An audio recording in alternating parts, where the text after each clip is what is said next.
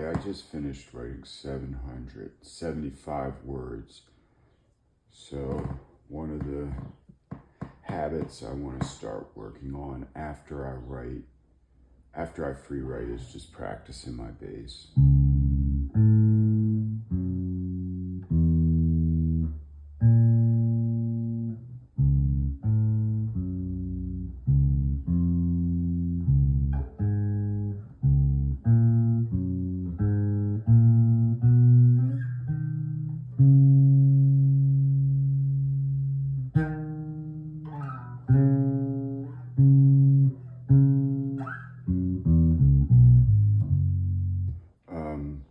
I usually wait until afternoon or evening to practice, and I'll definitely practice, but for the sake of waking up, focusing on something that is going to raise my level of attention and awareness and settling into something. But for the most part, taking the first few minutes of the day, inside the first hour that I wake up, on something difficult, challenging, something that I'm learning, and giving it at least 5 minutes. So I may not go the full 15-minute sections of, or like I normally do a 15-minute session when I'm practicing, and I put the timer on, and then I might take as much as a 15-minute break between them before I start up another 15-minute session that I put the timer on for. So this is just waking up, coffee, Palo Santo, burned a little Palo Santo, which is nice for cleaning the air. It comes from South America. It's like, I bought that at Timely Solution. It's a nice alternative to incense. And I have a pencil here because there's a part of this whole exercise that I need to focus in down here, that when I practiced yesterday, I was like, I want to go back into that very last section before it's over and work on that. So I'm going to make note with my pencil. After I practice my bass, I'm going to go right into journaling. Today I did like a review, and I actually have a pretty good amount of stuff that I've written. So that's like one positive thing about journaling, is that even if you do just like small entries or longer ones like this one, and it's like raspberry colored ink, it's kind of, I don't know, satisfying, is that the word? To see that I've done that much, even though I wasn't really reading it. Now I'm going to start a new page today. I have my bass here. I've already written 750 words, which definitely helps out with like going into practicing bass. I've already written 750 words, so my mind is more warm than if I hadn't done that writing. And it's like,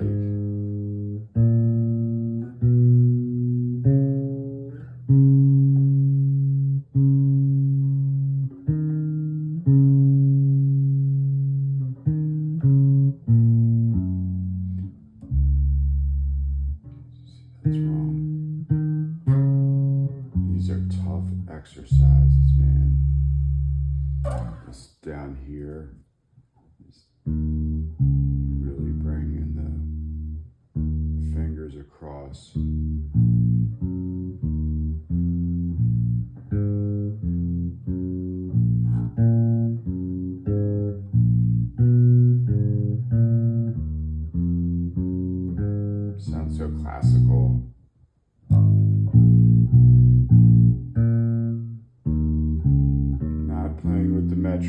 because I'm still getting these. See, it's okay to make mistakes. I'm still working out. Like this run right here, I'm probably better off starting up here on the F sharp to the C, to the A, to the D, and then I just stay on it. That's why it's good to learn these lower notes on the E string up on the 10th, 11th, 12th fret, 9th fret, B, the B on the E, and up to the D flat.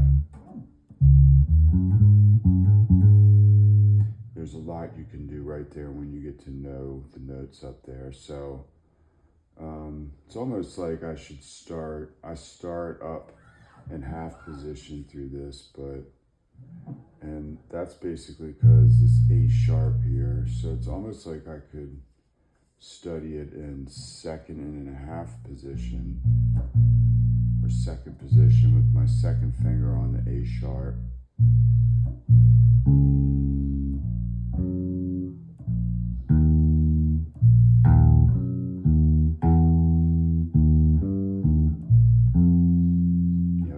The second finger because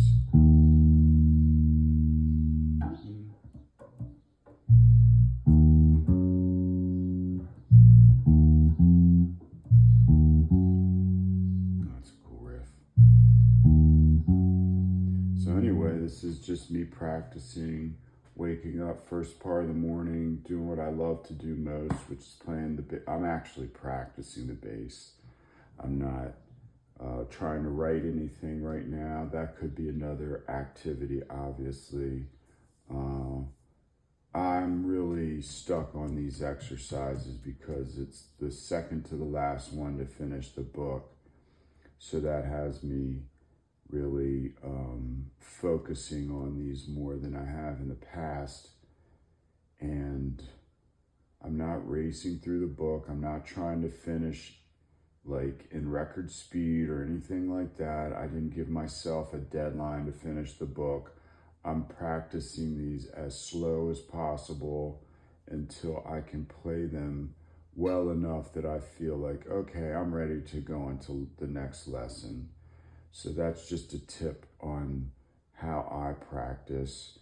I'm practicing written music in the key of F sharp major. And so the exercises are just running up and down, F sharp major, all these different combinations of fingerings and patterns and shapes. And what that does is it ingrains the vocabulary of F sharp major into my brain, so that if I were to be asked in a recording or performance or learning of a song, and for some reason we're in F sharp major, that I'll have some familiarity with that key. Okay, it's just a well-known pedagogy point in music-based pedagogy that you learn all the keys. If you learn one lick or one song, you learn it in all the keys. So this is 13th key. Next key is C sharp major, 7 sharps, and then we're done. So gives you an idea of how, like, studying music isn't just about the instrument. That's obviously the most important thing, but there's the reading of music. Why am I reading this music? What's it doing for me? You know, that gives me more of motivation to practice it, rather than just like, if I didn't know why it is good for me to be practicing this music, which sounds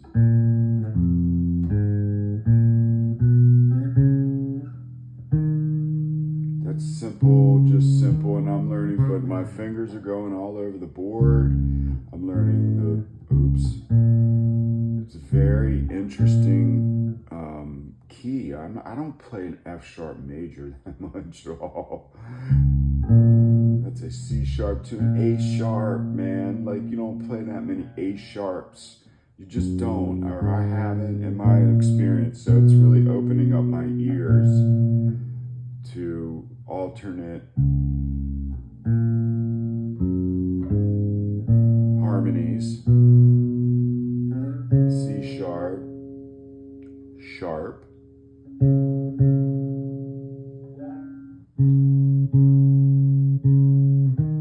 and not really, I'm obviously not playing in time. I'm not counting it. I'm not counting my foot with my foot. I'm just going over and getting the notes right. So that B goes to a C, to a D, and I'm better off just going from the B here to the C sharp up here on the 11th fret with my pinky on the D string to the D.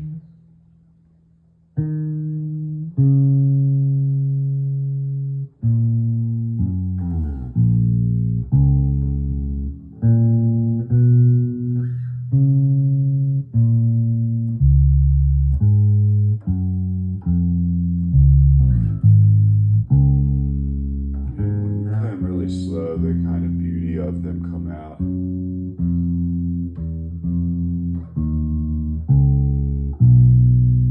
So that's just that first line I'm practicing.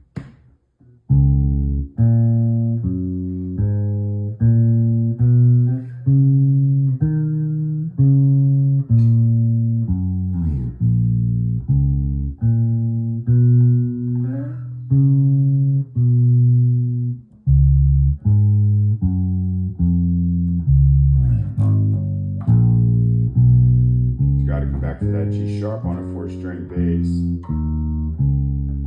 If I had a 5-string bass, I could have stayed down here. But that's another lesson for another day. With the 4-string, that G sharp here, where is it? Right there. That's what brings you back. And then the next note after that is the A sharp, which is in the 1st fret, unless I wanted to go back down, which I wouldn't do because it just makes more sense just to stay in half position there. And that's the beauty of just having written music and not having all the patterns written out, not it being in tab. Nothing wrong with tab, but tab is like, tells you exactly where you can play. With this, I can go, oh, I'm going back to half position. If I had a 5-string, I wouldn't have to. I could stay up in the higher positions, frets, 11th fret. That lower B would allow me to just stay in that position and hit that G sharp. But as if having a 4-string bass, I have to come from up here to down here. And then it goes to the B, C sharp, and it just stays in half position all the way up until this F sharp.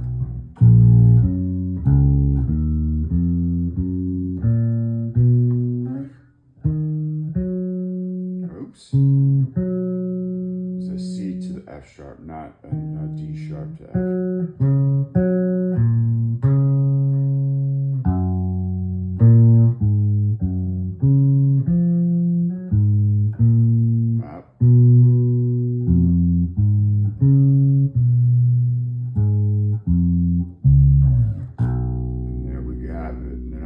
Back to half position because of that B and then that B, A sharp. Okay. So I've already probably practiced that for 5 minutes and now I'm like into it. Like I want to practice now. It's 7:11 on the clock in the kitchen. So maybe I will continue to practice, but I think I have to get up now and do some other things. Like I want to tidy up and sweep, and then I want to go for a walk. So I'm thinking I'll probably get back onto my bass practice when I come back from the walk. My name's Eric Zuka. Thanks for watching. Have a great day.